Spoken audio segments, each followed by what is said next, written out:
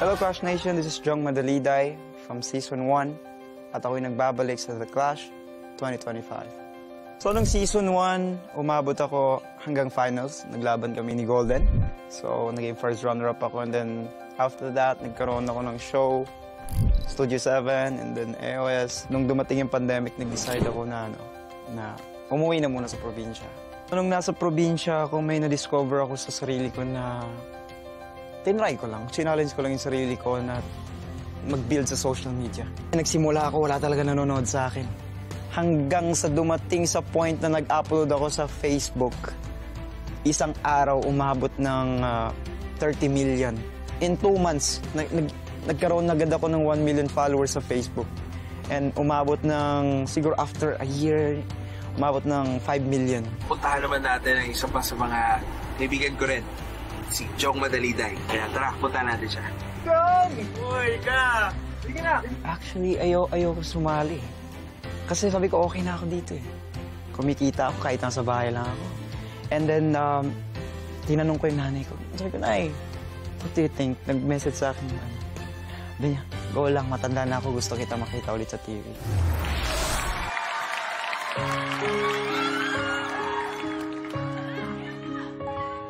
And I give up forever to touch you, 'cause I know that you feel me somehow. You're the closest to heaven that I'll ever be, and I don't wanna go home right now. And all I can taste is this moment, and all I can breathe is your life. And sooner or later it's over. I just don't wanna miss you tonight. And I don't want the words to leave, 'cause I don't think that they'd understand. When everything's made to be broken, I just want you to know who I am. I just want you to know who I am. And all the words to me, 'cause I don't think that they understand. When everything's made to be broken, I just want you to know who I am. I just want you to know who I am. I just want you to know who I am. I just want you to know who I am.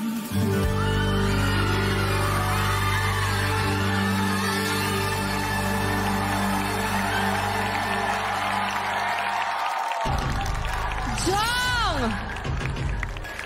My God. Alam, ba't ako naiiyak? Ako lang ba? Ako lang ba na...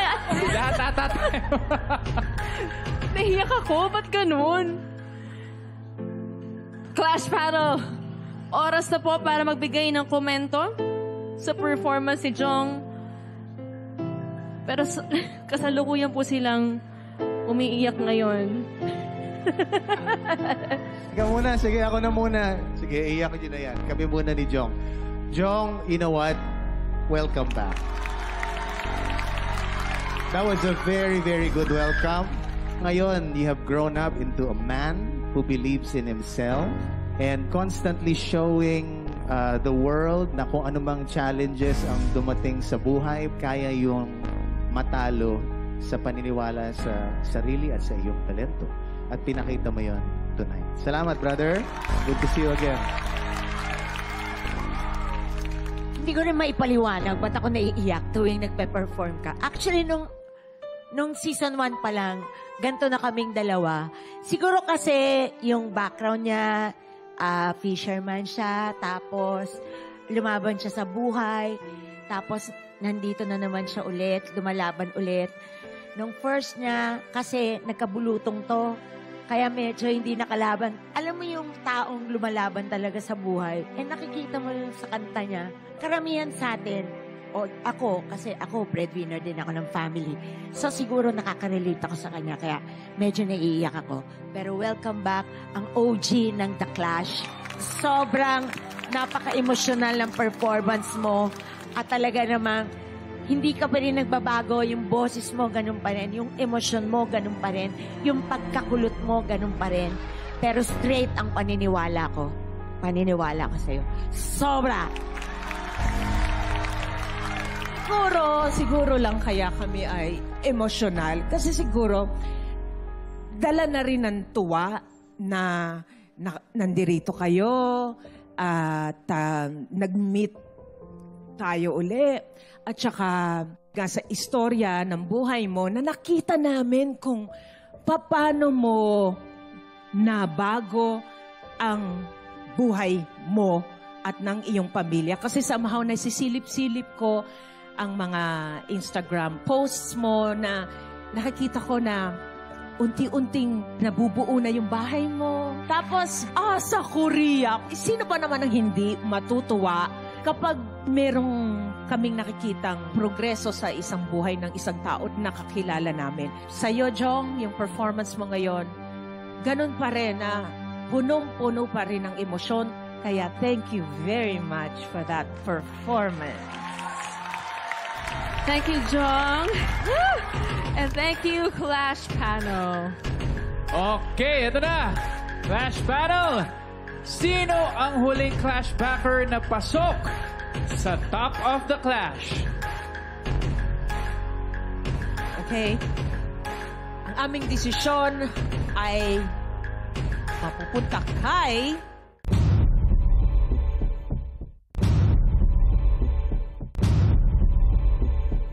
Jong Madaliga! Congratulations!